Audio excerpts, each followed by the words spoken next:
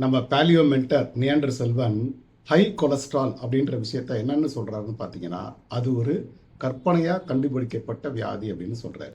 இந்த total cholesterol 200 தாண்டிட்டாலே high cholesterol அப்படின்னு சொல்லிட்டு ஸ்டாட்டின் சாப்பிட ஆரம்பிக்கிறாங்க.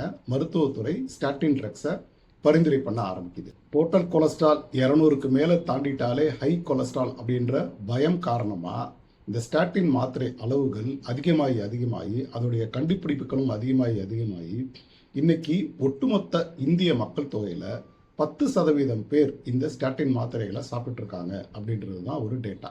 நாம ஒட்டுமொத்த மக்கள் தொகையில் 10% பேர் ஸ்டாட்டின் சாப்பிட்றாங்கன்னு சொல்கிறோம். ஆனால் அதே பார்த்தீங்கன்னா மருந்து நிறுவனங்கள் அதை ஒரு எச்சரிக்கையாக சொல்லுது. என்ன சொல்லுது அப்படின்னா, ஒட்டுமொத்த மக்கள் தொகையில் வெறும் 10% மக்கள் தான் ஸ்டாட்டின் எடுத்துக்கிறாங்க. ஆனால் உயர் கொலஸ்ட்ரால் இருக்கிறவங்க, ஹை கொலஸ்ட்ரால் இருக்கிறவங்க அதிகமாக இருக்காங்க. அவங்க அத்தனை பேருமே ஸ்டாட்டின் எடுக்கணும் அப்படின்றது மருந்துத்துறை தொடர்ந்து சொல்லிக்கிட்டே இருக்குது. ஆனால் இதில் நிறைய கான்ட்ராடிக்ட் இருக்குது. Open journal of endocrine and metabolic disease அப்படின்னு சொல்லி ஒரு ஆய்வு கட்டுரை எழுதுகிற ஒரு இதழ் இருக்குது. அதோடைய ஆசிரியர்கள் 2 பேர் இருக்காங்க. அதோடைய அந்த பேராசிரியர்களான ஹைன்ஸ் மற்றும் சுல்தான், இவங்க 2 பேரும் இந்த கருத்திலிருந்து மாறுபட்டு ஸ்டாட்டினை பற்றி வேற மாதிரியான ஒரு ஆய்வு கட்டுரையை, ஒரு உண்மை நிலையையும் வெளியில சொல்லிட்டு இருக்காங்க. உலக அளவில் பார்த்தீங்கன்னா ஸ்டாட்டினுடைய மொத்த விற்பனை ஒரு ஆண்டுக்கு $250 கோடி, அதாவது இந்திய மதிப்பில் 12,500 கோடி. இந்த ஆசிரியர்கள் என்ன சொல்றாங்க அப்படின்னா, இந்த அளவுக்கு ஸ்டாட்டின் மருந்துகள் உலக மக்கள் சாப்பிட்றதுனால ஆரோக்கியமா இருக்க வேண்டியவங்க ஊட்டச்சத்து குறைபாடு ஏற்பட்டு வியாதியஸ்தர்களாக மாறிடுறாங்க. ஸோ இந்த ஹை கொலஸ்ட்ரால் அப்படின்றதுக்காக ஸ்டாட்டின் சாப்பிட்றது தப்பு அப்படின்றத சொல்கிறாங்க. அப்போ ஒட்டுமொத்தமாக ஸ்டாட்டின் சாப்பிட்றது தப்பா அப்படின்னு கேட்டிங்கன்னா, நம்மளுடைய மென்டர் என்ன சொல்கிறாரு அப்படின்னா, ஸ்டாட்டின்களால் பயனடைவது யார் அப்படின்னு பார்த்தீங்கன்னா, ஏற்கனவே மாரடைப்பு வந்து ஒரு சர்ஜரி பண்ணி, இல்லை ஸ்டென்ட் போட்டு, இல்லை ஒரு பிளாஸ்ட் பண்ணி ஒரு மருத்துவ பரிந்துரையில் இருக்காங்கன்னா அவங்க ஸ்டாட்டின் சாப்பிட்றதுல தப்பு இல்லை.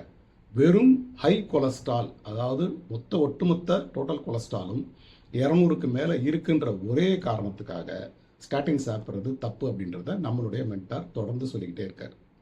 குறிப்பாக நடுத்தர வயசில் இருக்கிறவங்க ஸ்டாட்டின் சாப்பிட்றத அவாய்ட் பண்ணணும். ஏன்னா அது ஆஸ்பிரின் சாப்பிட்றத விட ரொம்ப கம்மியான எஃபெக்டாக தான் கொடுக்குது.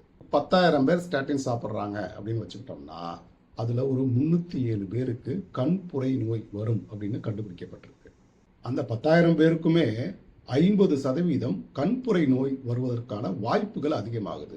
10,000 பேர்ல ஒரு 23 பேருக்கு சிறுநீரகம் பாதிப்படையுது. ஒரு 40 பேருக்கு சரி பண்ணவே முடியாத அளவுக்கு ஈரல் கெட்டு போயிடுது. குறிப்பா பெண்கள் ஸ்டாட்டின் சாப்பிட ஆரம்பிக்கும் பொழுது அவங்களுக்கு சர்க்கரை வியாதி வர்றதுக்கு உண்டான வாய்ப்புகள் அதிகமாயிட்டே இருக்கு.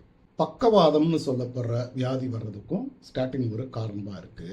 இதயத்துல கால்சியம் படிகிறதுக்கு கூட ஸ்டாட்டின் காரணமா இருக்கு. இதுல என்னன்னு பாத்தீங்கன்னா, இதயத்தை காப்பாற்றணுன்றதுக்காக தான் நம்ம ஸ்டாட்டின் சாப்பிட ஆரம்பிக்கிறோம். பட் அதுவே பார்த்தீங்கன்னா கால்சியம் படிதலுக்கு ஒரு காரணமாக அமைஞ்சு மாரடைப்பு வர்றதுக்கு ஒரு காரணமாக மாறிடுது. இந்த மாதிரி பல சைடு எஃபெக்டில் ரொம்ப முக்கியமான இன்னொரு சைடு எஃபெக்ட் பார்த்தீங்கன்னா, தொடர்ந்து பல வருடம் ஸ்டாட்டின் ட்ரக்ஸ் எடுக்கிறவங்களுக்கு டிமென்ஷியான்னு சொல்லப்படுற ஞாபக மறதி வியாதி அதிகமாகிட்டே இருக்கு.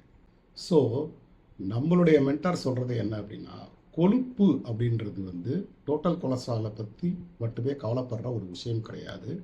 அதுவும் உங்கள் மருத்துவர்கள் எல்டிஎல், ஹெச்டிஎல், ட்ரைக்ளிசரைட் இது மாதிரி பல கொழுப்புகளை ஆராய்ச்சி பண்ணி அதற்கேற்ற மாதிரியான ஒரு நல்ல உணவு முறையை ஃபாலோ பண்ணுறது தான்.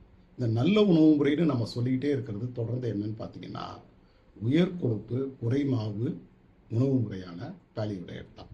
இந்த பேலியோ டயட்டில் பார்த்தீங்கன்னா நமக்கு கொழுப்பு அளவுகள் உயர்றதே கிடையாது. அதாவது டோட்டல் கொலஸ்ட்ரால் அளவுகளை பார்த்து நீங்கள் பயத்துக்க வேண்டாம்.